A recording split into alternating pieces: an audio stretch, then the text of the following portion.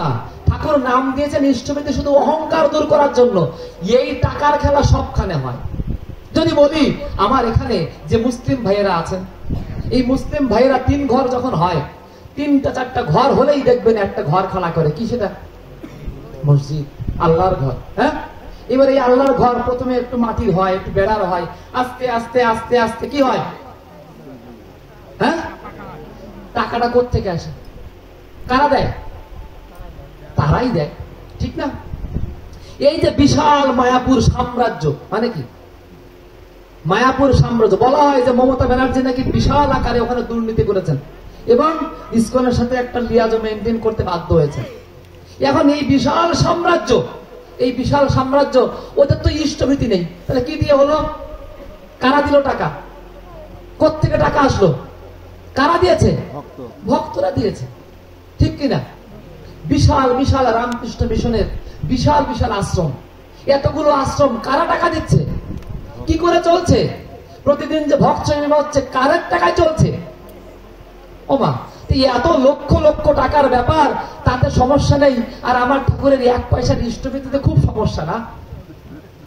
ও দাদা, পার্থক্য একটা আছে। পার্থক্য হচ্ছে ওগুলো টাকা, ওগুলো অর্ঘ্য হয়ে ওঠেনি। আর এটা টাকা নয়, এটা অর্ঘ্য। এটা গীতায় বলা, তুমি প্রতিদিন নিত্য নিবেদন করো আমাকে। তাই আমরা নিত্য নিবেদন করি, ওতে অহংকার হয় না। কিন্তু আপনি নিত্য নিবেদন না করে আপনি বিশাল একজন ধনাঢ্য ব্যক্তি, কি হলো? এই সুন্দর করে শিবপুরের মাঠে সুন্দর একটা মন্দির করে দিলাম আমি, দিয়ে লিখে দিলাম সৌজন্যে অমুক, দিই কিনা? হ্যাঁ, এটা কি অহংকার? যে আমি একটু দিলাম, অহংকার আমার সাথে সাথে দিয়ে দিলাম সৌজন্যে অমুক। এক মন্দিরে গিয়েছি, প্রভু জগৎবন্ধু সুন্দরের এক ইয়াতে, সেখানে মন্দিরে উঠতে পারছি না, না না, এটা হচ্ছে সিলেটে মৌলভীবাজার। সে মন্দিরে আমি উঠতে পারছি না। কেন উঠতে পারছি না? মন্দিরের ওঠার জায়গায় সব নাম লেখা। এখন ছোটবেলায় বাবা শিখাইছিল যে লেখার উপর পা দিতে নেই, ওটা বিদ্যা তো, লেখা জিনিসের উপর পা দিলে লেখাপড়া হয় না। এখন হচ্ছে যে সর্বনাশ, উঠবো কোন দিক দিয়ে মন্দিরটায় আমি? মানে এত পরিমাণে টাইলস, এই সৌজন্যে অমুক, আমি বাম পাশের সিঁড়ি করে দিছি, আমি ডান পাশের চূড়া করে দিছি, আমি এ পাশের টাইলস দিছি, আমি 2 বার সিমেন্ট দিছি।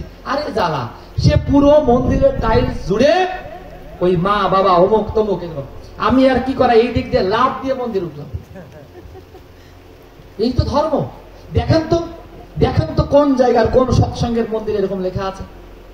আমাদের যে গরিব ভক্ত একদম দিন আনে দিন খায়, সে যদি ওই দুটো 3টে চাল মুঠ করে ভগবানকে দেয়, তারও যে সম্মান। আর যে লোকটা 500-1000 টাকা প্রতিদিন প্রভুকে ইষ্টভীতি নিবেদন করে সৎসঙ্গে, তারও এই একই সম্মান। এখানে অহংকারের কোনো চল নেই। এই অহংকার থেকে বাঁচানোর জন্য ঠাকুর আমাদের নিত্য ইষ্টভীতির প্রবর্তন করলেন। এক দাদা বলছেন, ঠাকুর এই প্রতিদিন ইষ্টভীতি করা খুব ঝামেলা, তা প্রতিদিন ইষ্টভীতি না করে আমি যদি মাসে একটু দিয়ে দিই, তা হয় না? মানে প্রতিদিন করা লাগবে, আমি মাসে দিয়ে দিলাম। ঠাকুর বলছেন, ইষ্টভীতি কিন্তু চাঁদা নয়, ইষ্টভীতি কিন্তু প্রণামী নয়, ওই গুরুদেবের গুরুদক্ষিণাও নয়। ইষ্টভীতি ও নিত্যই করতে হয়। তাহলে কেমন জিনিস? অহংকার নেই। আপনি প্রতিদিন 1 টাকা করে মাসে 30 টাকা পাঠান না, আপনি একদিনও না করে 1000 টাকা পাঠান, লাভ নেই, ওটা ইষ্টভীতি হবে না। এ বড় কঠিন জিনিস। এ প্রবর্তন করেছিলেন আমার ভগবান শ্রীকৃষ্ণ, কিন্তু তা তো ভুলে গিয়েছে। বলছে কেন? আপনারা বলছেন নিবেদন করে খান, আপনারা ইষ্টভীতি নিবেদন করেন, আমরাও তো ভোগ নিবেদন করি। কাকে? আমরাও তো কৃষ্ণকে ভোগ নিবেদন করে খাই। তাহলে ওটাকে নিবেদন হয় না? হয় না। হ্যাঁ, মুখের উপর বলে দিলেন হয় না। বলছি তো হয় না, 2টো কারণে হয় না। কেননা যে নিবেদন সার্বজনীন না, তাকে নিবেদন বলা যায় না। সার্বজনীন না মানে বলেন তো কয়জন? এখানে যদি বলি ভোগ নিবেদন করে খেতে হবে, কয়জন খেতে পারবেন ভোগ নিবেদন করে? মানে কয়জন নিরামিষ খান? আপনি ভগবানের জন্য মাছ দিতে পারবেন না? পারবেন? আপনি ভগবানকে মাছ দিতে পারবেন? তাহলে আপনি কয়জন এখানে আছেন নিবেদন করে খাবেন প্রতিদিন? আর হাত উঠবে না। তাহলে এই পৃথিবীতে ভগবানকে শুধু হাতে গোনা দুই একজনের জন্য আসেন না, সবার জন্য? ভগবানের বিধান কেমন বিধান হবে?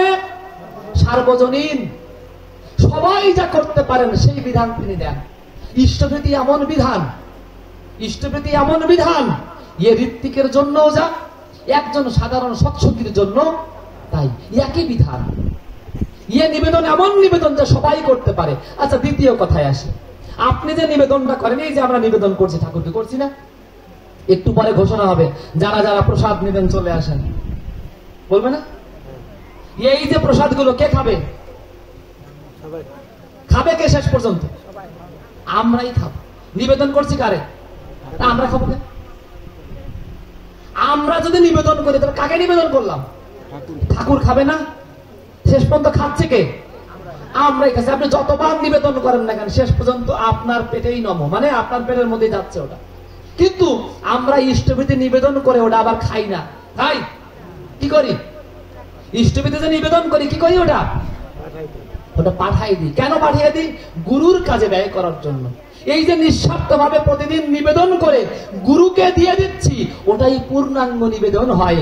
তাই তো ওই নিবেদন শিখিয়েছিলেন আমার ভগবান শ্রীকৃষ্ণ, ওই নিবেদন শিখিয়েছিলেন আমার গৌর সুন্দর, ও সবাই শিখিয়েছেন। কিন্তু ওই নিবেদন ভুলে যখন আমরা আমাদের মতো নিবেদন করা শুরু করেছি, তখন ঠাকুর এসে আবার আমাদের ওই কলঙ্ক থেকে মুক্ত করার জন্য, অহংকার নাশ করার জন্য সুন্দর করে ইষ্টভৃতির বিধানটা দিয়ে গেলেন। তাই জীবন যদি যায় রেও তোর, ইষ্টভৃতি ছাড়িস না।